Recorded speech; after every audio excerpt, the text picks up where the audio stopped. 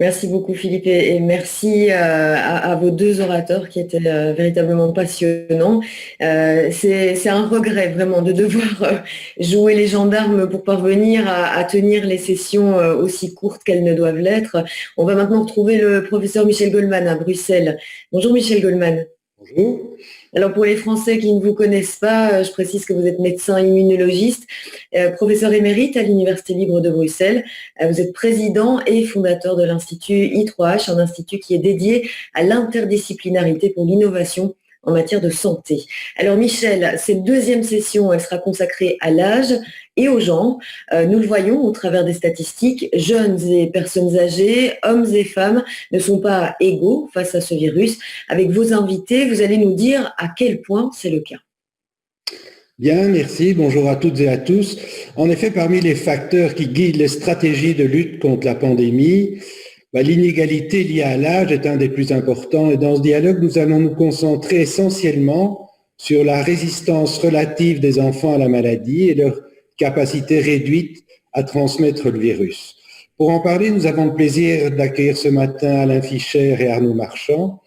Alors, il n'est plus nécessaire de présenter Alain Fischer, médecin, chercheur en immunologie, pionnier de la thérapie génique, titulaire jusqu'en 2020 de la chaire de médecine expérimentale au Collège de France, fondateur de l'Institut Imagine, lauréat de nombreux prix prestigieux, et aujourd'hui, comme nous le savons tous, président du Conseil d'orientation de la stratégie vaccinale auprès du ministre français des Solidarités et de la Santé.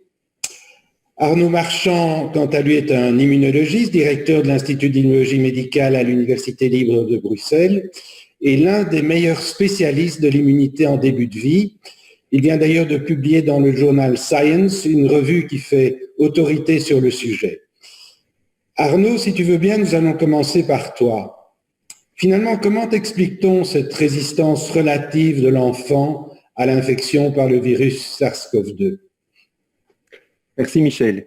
Merci pour cette invitation à toi et à Philippe Sansonetti. Je me réjouis et je suis très honoré de pouvoir dialoguer avec Alain Fischer autour de ce thème aujourd'hui. Peut-être avant d'aller dans ce que l'on commence à comprendre ou ce que l'on pense des mécanismes de cette résistance, peut-être je voudrais d'abord insister, Michel, sur le fait que cette résistance au départ était surprenante. On ne s'attendait pas nécessairement à ce que les enfants soient plus résistants aux infections sévères par le coronavirus. Pourquoi ? Parce qu'on a l'habitude de considérer que les jeunes enfants sont susceptibles aux maladies infectieuses en général, et on a raison de penser ça. Je rappelle qu'il y a plus de 6 millions de décès dans le monde avant l'âge de 5 ans et que la majorité de ces décès sont liés aux maladies infectieuses. On sait que parmi les pathogènes qui touchent plus sévèrement les enfants que les adultes, on retrouve des virus respiratoires fréquents. Le virus de l'influenza, le virus respiratoire syncytial, provoquent des infections qui sont plus sévères chez l'enfant que plus tard dans la vie. Et donc, ce que l'infection par le coronavirus, le SARS-CoV-2 nous montre, c'est qu'en fait, les enfants ne sont pas plus susceptibles à tous les agents pathogènes ou à tous les virus. Et donc ça, c'est une leçon importante. Pourquoi ? Parce qu'on a longtemps considéré que le système immunitaire, en début de vie, était immature et que les enfants, d'une certaine manière, présentaient une forme d'immunodéficience et de susceptibilité liée à une incapacité de développer une réponse immunitaire efficace. Ce qu'on a appris au cours des 20 dernières années, avec toute une série de groupes actifs dans le domaine dans le monde, c'est qu'en réalité, le système immunitaire du jeune enfant est loin d'être immature. Probablement que c'est un système immunitaire extrêmement sophistiqué qui permet au fœtus, au nourrisson et à l'enfant qui évolue dans l'environnement de s'adapter à des défis qui sont considérables. Le passage de la vie fœtale au monde extérieur et puis la rencontre avec les microbes non pathogènes et la distinction entre les microbes non pathogènes et les microbes pathogènes contre lesquels il s'agit de se défendre.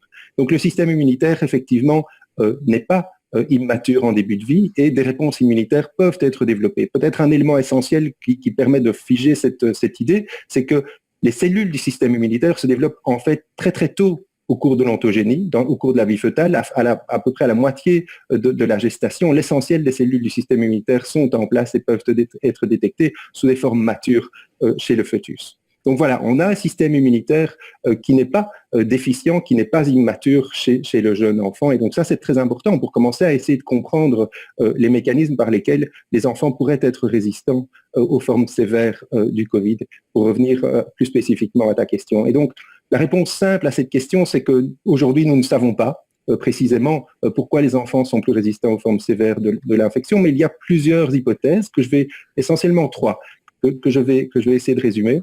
La première concerne l'interaction entre le SARS-CoV-2 et les récepteurs qui sont importants pour l'infection des cellules, le récepteur AS2 et la sérine protéase transmembranaire. Les données indiquent que l'expression de ce récepteur augmente avec l'âge. Donc il est possible que cette forme de résistance soit liée à une plus faible capacité des cellules en début de vie chez l'enfant à être infectées, donc à soutenir la réplication du virus. Contre cette hypothèse, peut-être le fait qu'on observe en fait des charges virales élevées chez les enfants infectés par le SARS-CoV-2 au niveau des muqueuses, on détecte des charges virales importantes, et donc pour le moment on n'a pas d'évidence directe que cette expression évolutive joue directement un rôle dans les interactions entre les cellules et le virus. La seconde hypothèse qui a été proposée, concerne le rôle de l'exposition aux autres coronavirus. Donc les coronavirus endémiques auxquels les enfants, les adultes sont régulièrement exposés. Donc on a proposé que la réponse immunitaire qui pourrait être induite dès l'enfance à ces coronavirus pourrait être importante pour contrôler rapidement le virus au niveau systémique, mais peut-être en particulier au niveau des muqueuses. Nous discutions, Michel et avec Philippe Sansonetti, de l'importance probable de l'immunité mucosale contre ce virus. Il faut savoir on sait peu de choses encore aujourd'hui de l'immunité mucosale à ce virus, en partie parce que ce sont des études qui sont difficiles à conduire.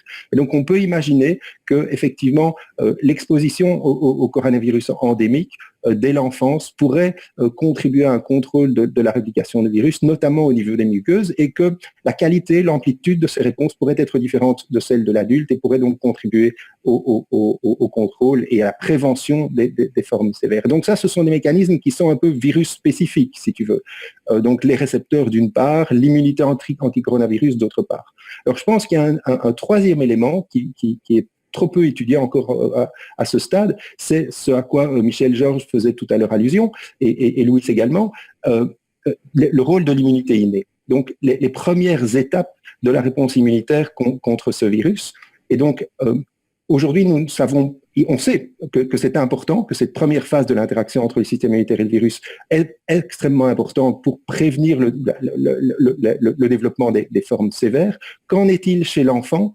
Aujourd'hui, en fait, on n'en sait rien. Et en fait, je pense que ce qui manque essentiellement, ce sont des études prospectives, des études qui permettent d'analyser les premières interactions entre le virus et le système immunitaire chez l'enfant.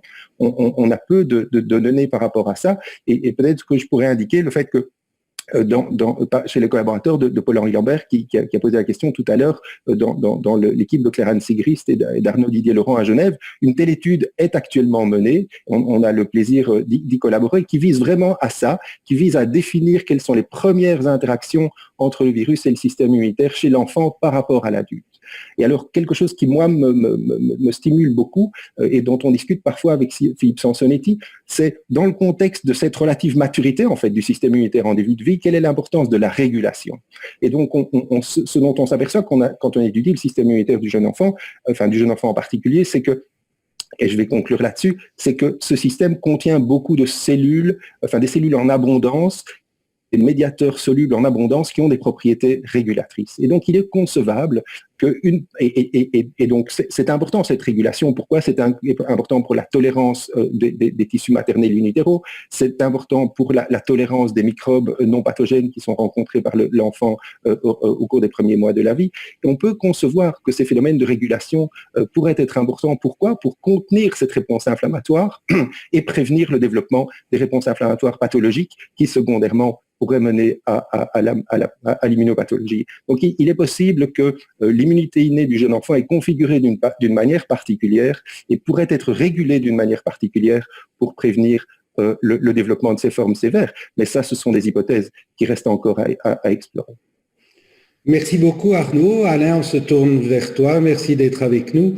Je voudrais te demander d'abord si tu as des commentaires à ajouter à ce que vient de dire Arnaud. Et ensuite, pourrais-tu nous préciser à quel âge cette vulnérabilité des enfants aux formes symptomatiques sévères rejoint celle des adultes? Bonjour Michel, bonjour à tous. Merci de m'avoir associé à ce webinaire stimulant de ce que j'ai pu entendre jusque-là. Juste quelques commentaires supplémentaires concernant l'enfant. Il y a d'autres exemples de virus de nature très différente pour lesquels les conséquences cliniques sont beaucoup moins sévères que chez l'adulte. C'est par exemple l'infection par le virus d'Epstein-Barr et d'une manière générale les virus herpès, où probablement l'explication est liée, alors ça peut paraître un peu paradoxal, mais que c'est l'immunopathologie induite par ces virus et provoque les pathologies que l'on connaît. La mononucléose infectieuse en est évidemment un bel exemple. Ça, c'est un premier point que je voulais évoquer. Il y a une notion peut-être que je peux me permettre d'ajouter, c'est que les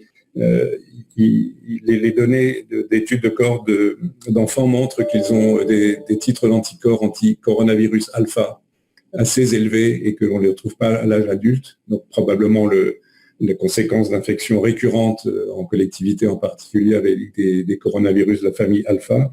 Et on sait qu'il y a un peu de réactivité croisée, elle n'est pas extraordinaire, mais elle est apparemment existante. Et on peut imaginer que ça contribue également à la protection des enfants. Alors Michel, tu poses la question de à quel moment le risque de l'enfant rejoint celui de l'adulte. Jamais, parce qu'en fait le risque, comme vous le savez tous, est croissant de la naissance aux âges les plus avancés et que le risque augmente d'une façon non pas linéaire mais exponentielle. Juste en ordre de grandeur, je reprenais les données de l'étude épidémiologique des collègues de l'Institut Pasteur correspondant à ce qui s'est passé en France pendant la première vague de premier semestre 2020, où le risque de mortalité par infection par le Covid est 8000 fois, je dis bien 8000 fois supérieur chez les sujets âgés de 80 ans et plus, comparé aux enfants moins de 20 ans. C'est une vision très très large de l'enfance. Donc c'est absolument colossal. Et ce risque à l'âge au-delà de 80, il est déjà 35 fois, j'ai recalculé, supérieur à celui de mortalité entre 40 et 49 ans. Donc l'enfant, à tous les âges, y compris à l'âge où il commence probablement à avoir un portage de virus dans l'oropharynx qui fait qu'il diffuse l'infection de façon plus notable que le font les nourrissons. Ça reste d'ailleurs un sujet pour moi, je ne sais pas ce qu'Arnaud en pense, mais assez mystérieux de comprendre comment se fait-il que les enfants sont moins porteurs du virus et moins contagieux, en tous les cas avant les variants. Peut-être il faudra dire un mot du variant britannique dans une seconde à ce propos. Mais en tous les cas, donc, on a une différence qui est absolument colossale, qui fait que du coup, on est quand même obligé de se poser la question en miroir, c'est-à-dire qu'est-ce qui fait que les sujets âgés sont particulièrement sensibles à l'infection par le SARS-CoV-2. Je ne sais pas si tu souhaites qu'on l'évoque tout de suite ou un peu plus tard. Je te laisse me dire, Michel, sur ce point, qu'est-ce que tu souhaites? Écoute, peut-être qu'on peut y revenir plus tard. D'accord, il n'y a pas de problème. Donc on peut enchaîner sur ce que tu viens de dire à propos des variants et parler d'emblée de la vaccination, dont tout le monde sait qu'un des objectifs, en tout cas, c'est d'atteindre une immunité collective qui fasse barrage au virus. Et cette immunité collective, elle passe évidemment par l'immunisation des plus jeunes. Et je voudrais que tu nous dises où nous en sommes à cet égard, en matière de recherche clinique d'abord, et quant à la stratégie vaccinale ensuite. Alors là, un mot sur le variant. Il semble que, enfin, je pense que chacun le sait, les données britanniques suggèrent que le variant dit britannique, qui comporte 14 mutations, dont une dans la région de receptor binding domain de la protéine spike, donc susceptible de modifier l'affinité pour le récepteur et d'augmenter peut-être l'entrée du virus et donc indirectement la réplication. Enfin, tout ça reste encore un peu hypothétique. Et ce variant semble circuler de façon notablement plus élevée chez les enfants que les souches classiques, entre guillemets, de virus, et au point que les conséquences sociales, qu'en Grande-Bretagne, aujourd'hui, les écoles sont fermées, par exemple, enfin, sauf pour les maternelles. Donc, il y a une possibilité, mais derrière le fond scientifique d'explication pourquoi ce virus variant serait capable d'une meilleure réplication chez l'enfant que les virus précédents.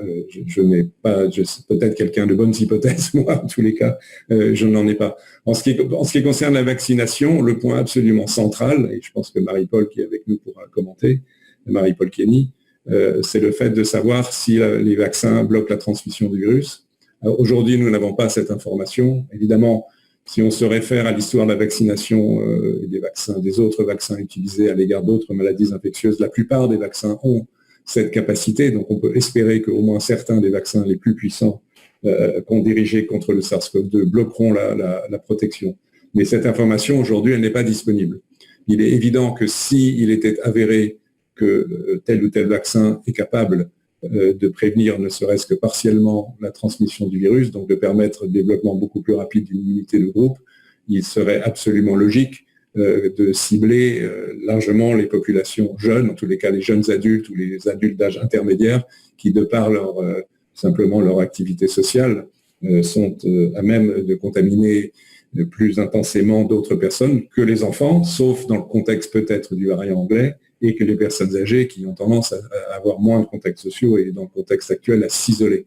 Donc c'est vraiment, on est au conditionnel, mais un conditionnel avec, il me semble, une chance qu'on arrive à cette situation. Le jour où nous aurons ces informations, dérivées essentiellement d'études épidémiologiques, on peut peut-être céder des études immunologiques fondées sur de savoir si les vaccins préviennent les formes asymptomatiques, ce qui est une vision très indirecte du portage, mais enfin, ça peut être un élément. Il faudra amorcer un changement de stratégie vaccinale. Dans l'état actuel des connaissances, il y a un consensus mondial, je pense, pour dire que la vaccination doit bénéficier en premier aux personnes les plus vulnérables, donc les personnes âgées, et éventuellement dans certains contextes associés. Voilà, il n'y a pas encore aujourd'hui les arguments pour modifier la stratégie vaccinale. Merci beaucoup. Arnaud, je vais revenir vers toi. Tu t'es investi énormément dans le développement de l'immunisation maternelle. Alors, bon, comme vous savez, il y a un débat en cours sur la vaccination des femmes enceintes contre la Covid-19. En fait, en matière d'immunisation maternelle, il peut s'agir de protéger la femme enceinte de maladies vis-à-vis desquelles elle est plus vulnérable et ou de protéger le bébé d'infections au cours des premiers mois de la vie avant qu'il ne puisse lui-même être protégé par la vaccination. Tu pourrais nous dire où on en est dans le cas de la Covid-19 ? Oui, donc effectivement, Michel, il y a un débat autour de l'importance et de la priorité éventuelle pour la vaccination pendant la grossesse. Peut-être rappeler effectivement que si on immunise pendant la grossesse, c'est pour ça peut être pour les deux objectifs que tu évoquais, mais c'est également en protégeant la femme enceinte, on protège également la grossesse elle-même. Et le risque de fausse couche, d'accouchement prématuré ou de souffrance du fœtus. Et donc, c'est important de considérer que la vaccination pendant la grossesse est un domaine en pleine expansion, notamment parce qu'on a effectivement remarqué que essentiellement pendant l'épidémie de grippe pandémique H1N1, les femmes enceintes étaient effectivement plus susceptibles aux formes sévères de l'infection. Et donc, on recommande aujourd'hui la vaccination contre la grippe pendant la grossesse pour prévenir ces complications. Et donc, par ailleurs, au cours de la dernière décennie, disons, dans un certain nombre de pays du monde,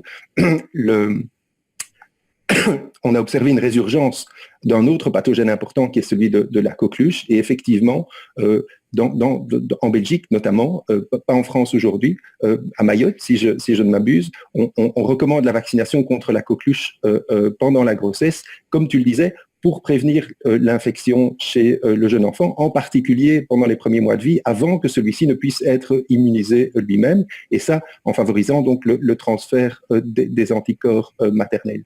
On sait aussi que de larges programmes de développement de nouveaux vaccins sont en cours pour prévenir plus d'infections chez le jeune enfant pendant les premières semaines, les premiers mois de vie. On cible notamment le virus respiratoire syncytial ou donc l'agent de la bronchiolite ou le streptocoque du groupe B qui est cause de septicémie fréquemment chez les jeunes enfants. Donc c'est un domaine effectivement en plein développement et donc beaucoup d'entreprises pharmaceutiques travaillent à des vaccins qui sont destinés spécifiquement pour les femmes enceintes. Alors pourquoi pourquoi est-ce qu'il y a un débat aujourd'hui sur l'utilisation du vaccin contre le Covid chez les femmes enceintes?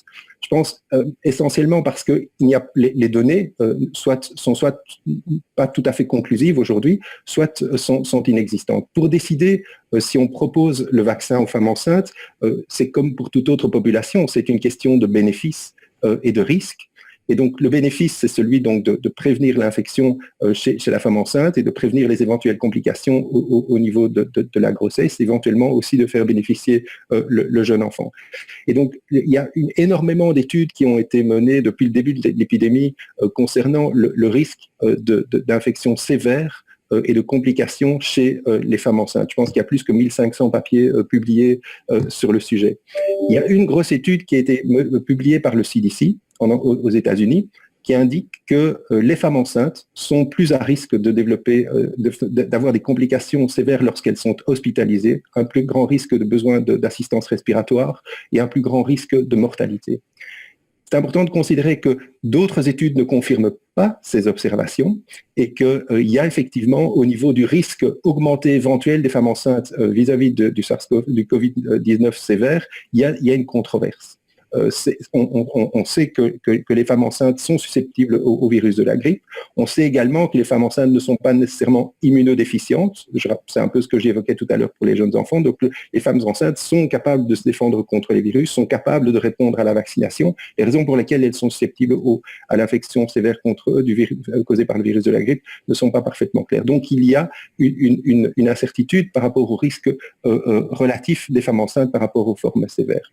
Je pense que c'est important de considérer qu'elles ne sont certainement pas moins susceptibles que les autres personnes, que les femmes non enceintes, et que les femmes enceintes atteintes de comorbidité sont à risque de formes sévères. Donc on peut quand même considérer qu'elles bénéficieraient de la vaccination au même titre que les autres femmes ou que les autres femmes qui présentent des comorbidités. La vraie difficulté, c'est au niveau du risque.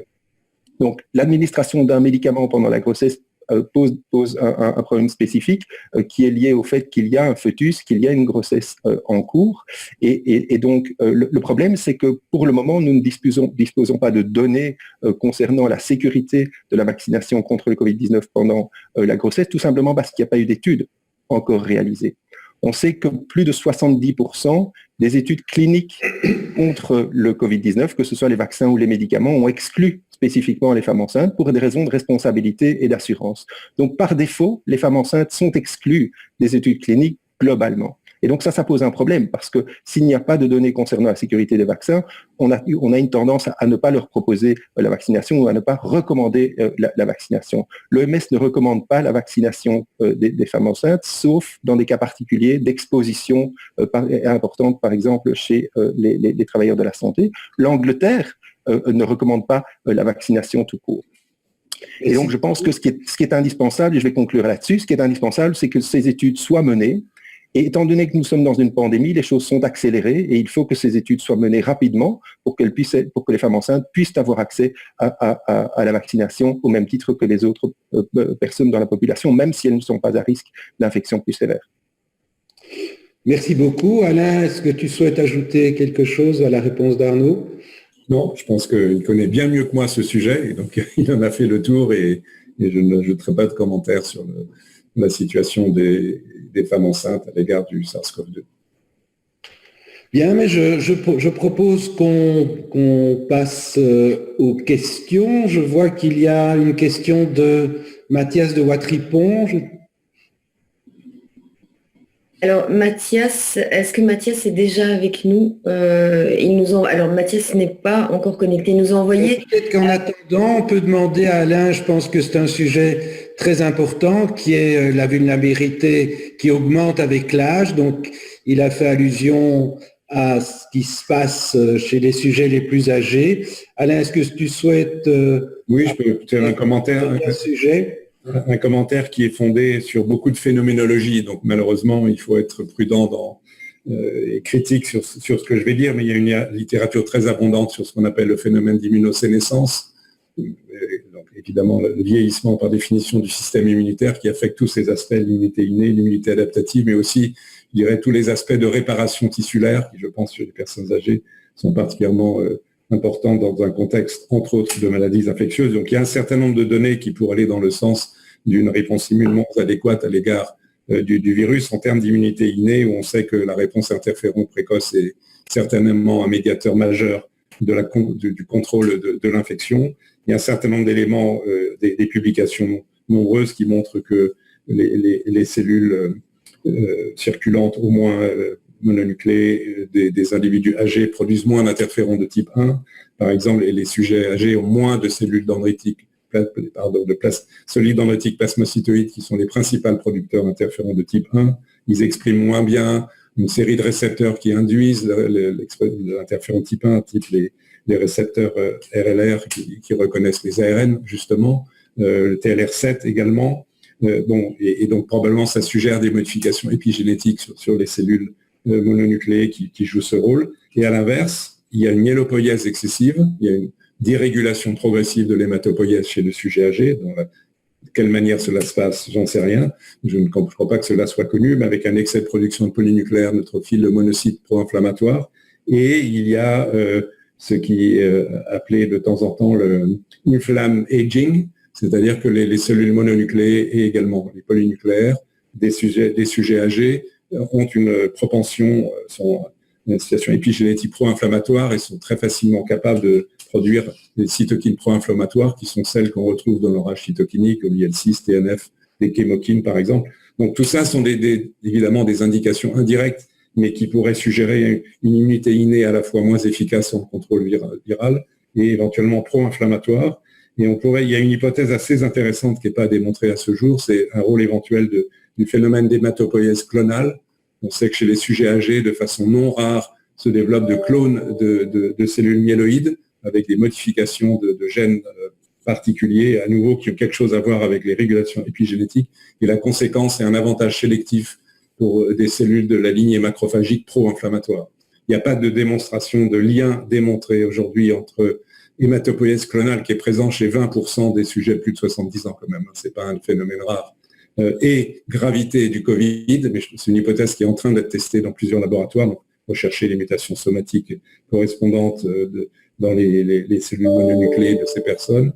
Et c'est une possibilité qui rejoint ce contexte général finalement qui serait une immunosénescence encore plus pathologique chez ces sujets. Il est probable que joue aussi un rôle d'une moindre réponse d'immunité adaptative, moins de capacité, je ne veux pas être trop long sur les réparations tissulaires, les capacités d'éphérocytose, donc de clairance des cellules inflammatoires, le moins inflammatoire possible, sont diminuées. Tout ça, c'est de la phénoménologie. Et pour peut-être finir, deux notions encore. La propension à produire des auto-anticorps en moyenne est plus élevée chez les sujets âgés. Or, l'auto-immunité est un phénomène qui joue un rôle dans la sévérité du Covid. Je fais allusion aux anticorps anti-interférons, anti-protéines induites par l'interféron et aussi aux anticorps qui favorisent les thromboses. On sait que les thromboses sont un facteur majeur de gravité et les antiphospholipides sont plus fréquemment produits par ces sujets. Et puis, on ne peut pas écarter le rôle évident des comorbidités, même si l'âge est un facteur indépendant de risque, mais évidemment les comorbidités qui elles-mêmes rejoignent les aspects pro-inflammatoires des cellules monocytaires, par exemple, les anomalies de la coagulation à travers l'obésité et l'athérome, sont évidemment, toutes ces comorbidités sont plus élevées chez le sujet âgé. Donc il y a tout un faisceau d'éléments qui concourent à penser que ceci contribue à la plus grande sévérité de la maladie chez l'infectieux chez le sujet âgé, mais avec rien de déterminant aujourd'hui. Merci beaucoup Alain. Il nous reste, je pense, 3 minutes pour une question de Mathias de Watripon et la réponse. Alors Mathias, est-ce que vous pouvez vous montrer, poser votre question et très brièvement, désolé, mais comme Michel l'a dit, c'est très bref. Oui, Mathias de Watripon. Ok, merci. Donc d'abord un tout grand merci pour une super matinée. Ça, en tout cas, le début est très bon, donc et je suis sûr que la suite va être aussi. Donc un grand merci à Alain en particulier qui doit avoir d'autres choses à faire pour le moment, mais donc moi j'avais une question. Tu as dit, et ça se dit en effet, c'est pas la première fois que j'entends ça, que donc on ne sait pas jusqu'où le virus rend les gens non contagieux.